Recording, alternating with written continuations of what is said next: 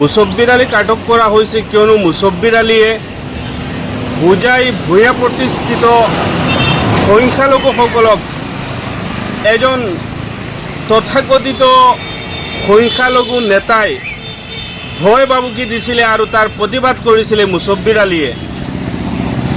On camera সেই তথাকথিত ভয়ৰ পৰা স্বাধীনতা দিয়াৰ নামত যিগৰাকী নেতাৰ আৱিৰ্ভাৱ হৈছিলে সেই নেতাগৰাকীয়ে সংখ্যালঘু লোকসকলক ঘৰ জ্বলাই দিয়াৰ ভাবুকি দিছিলে, মহিলাসকলক লেংটা কৰি পিটাৰ দৰে ভাবুকি প্ৰদান কৰিছিলে। সেই তথাকথিত সংখ্যালঘুৰ ত্ৰাণকৰ্তা বুলি নিজকে পৰিচয় দিয়া হোজাইৰ বিজেপি নেতাজনে আৰু সেই ভাবুকি দিয়াৰ প্ৰতিবাদ কৰিছিলে মুছব্বিৰ আলীয়ে। সেই নিৰীহ লোকসকলৰ কণ্ঠ হৈছে মুছব্বিৰ আলী। সেই নিৰীহ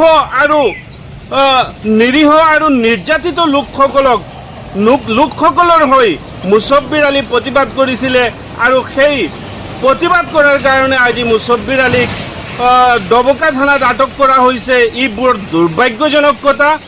আমি অসম সংখ্যালঘু সংগ্ৰাম পৰিষদ হোজাই জিলা সমিতিয়ে মুছব্বিৰ আলীক বিনা চৰ্তে মোকলাই দিবলৈ হোজাই জিলা প্ৰশাসনক দাবী জনাইছোঁ। মুছব্বিৰ আলীক আটক কৰাৰ পিছত মেডিকেল কৰোৱাত লৈ যোৱা হৈ আছে।